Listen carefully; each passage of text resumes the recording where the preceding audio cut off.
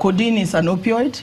It is medically used for pain and analgesia generally, and it is not supposed to be abused. Many years ago, many years ago when I was little, codeine was not abused, never abused.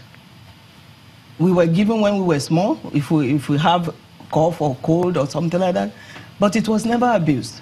However, because of laxity in our port control, lack of access to drugs coming in, laxity in the regulatory control, but I believe this crisis has drawn all of us, our attention to what we need to do. Stricter regulatory controls.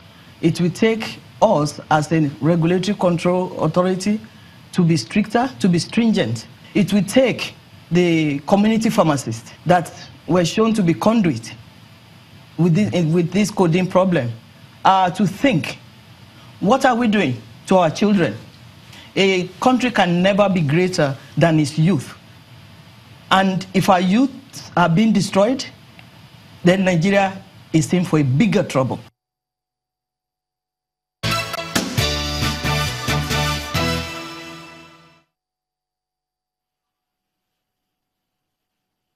Welcome back to Sunrise Daily, and we're switching gears now to look at this matter of curbing or stemming the tide of drug abuse across the country. And we have joining us in the studio the Chief of Staff to the Senate President, Dr. Hakeem Baba Ahmed, who's also the Chairman, Organizing Committee of Senate Roundtable on Abuse of Drugs and Other Substances. Thank you for joining us. Thank you.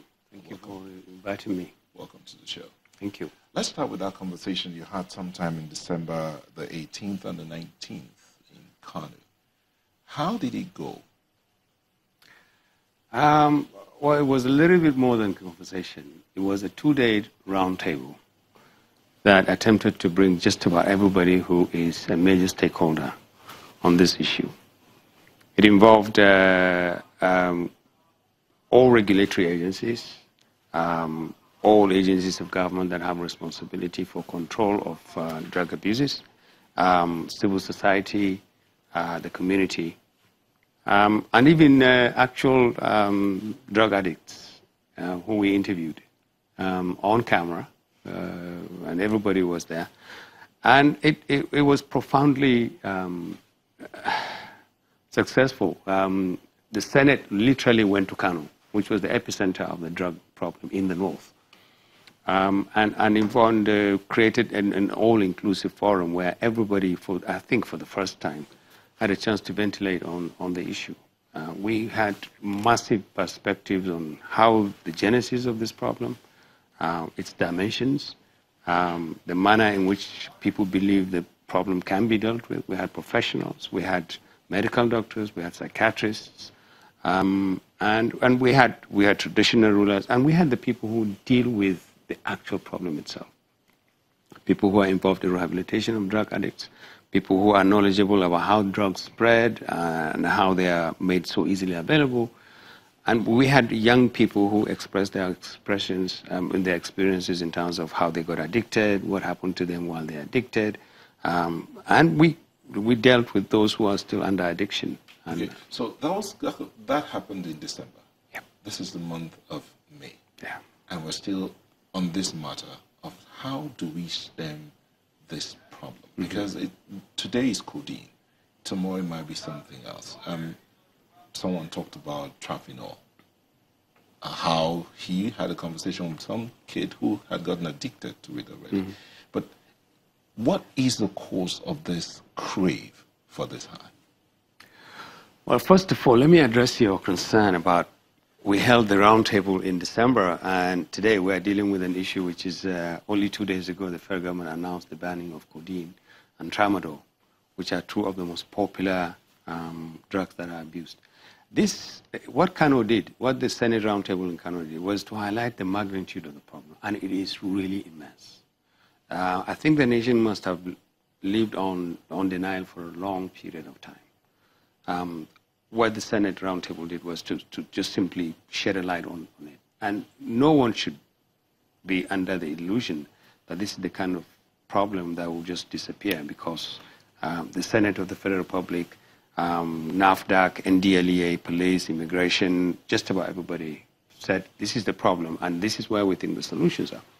It's a massive problem involving millions and millions of people, not just young people, married women at home, children, a lot of young people. And so it's important to deal with that. You need to take a longer term perspective in terms of dealing with this issue. But we've started. I want to just get into the fallout of that roundtable now. We know that before the roundtable was conducted in late December, in early December, President Muhammadu Buhari went to Kano and was advised by the Kano State Governor concerning this drug abuse issue. He ordered a crackdown on drug barons. Now, your roundtable comes in and they have now formulated legislation around that, the National Health Bill and the National Drug Control Bill. Sure. What is kind of delaying, if you will, the passage of those bills, considering the momentous challenge facing the country in that regard?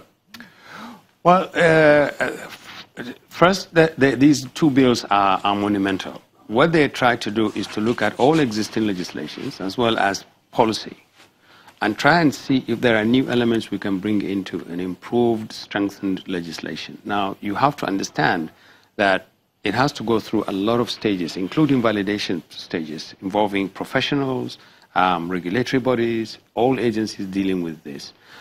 We've just concluded a validation meeting with professional groups, Nigerian Society of Psychiatrists, Nigerian Medical Doctors, Medical Association.